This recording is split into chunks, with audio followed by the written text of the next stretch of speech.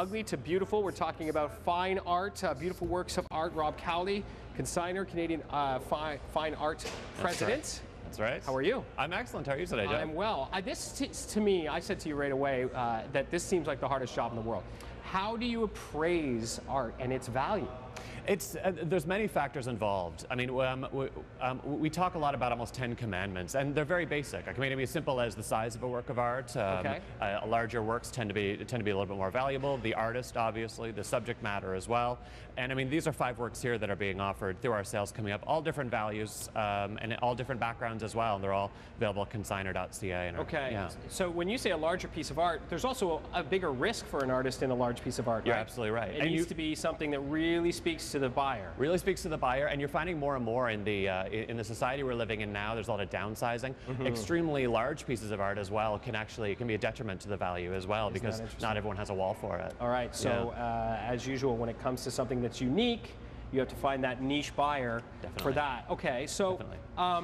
You have online auctions going on? We do. We have an auction opening this Monday. You can actually view it now at consignor.ca. It opens on Monday. It runs until the 25th. To me, this is a really good way to do something online, because I don't actually have to get a really good idea online by looking at something, right? You certainly can. And we also offer live previews. So in our offices in Toronto, we have a gallery space in Toronto across from the AGO. You can also come in and view all the artwork in person as well. Nice. Okay, that's cool. Can I try and not decide on the price of these, because that depends on the market, obviously, but maybe which one's worth more? Would you have an idea of what's worth? Oh, definitely I do. I certainly do. Okay. Did you want me to give you a little bit of an intro to each, or do you want to just try it cold? Or? I think I should just try it cold, because I think the artist actually goes toward it. I don't have any background information on either of these. So let me try and rank this here. And can I actually grab this? Can Absolutely, get a hand from you so people can see this moose silhouette? Beautiful. I love it. In fact, I like much of the art here on the table.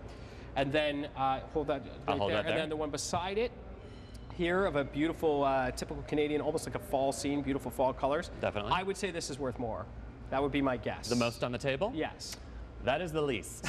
And the reason for that is the medium. It's actually a print. It's a silk screen by AJ. It is a member of the group of 7, so definitely your eye is fantastic, and that, you know, the group of 7 certainly are those blue chip Canadian artists. On the table, the work by Charles Pachter, the Moose, is actually valued at between $7,000 and $9,000. So you are at the high end with that. Wow. The highest value here, though, would actually be the work by Cornelius Krieghoff.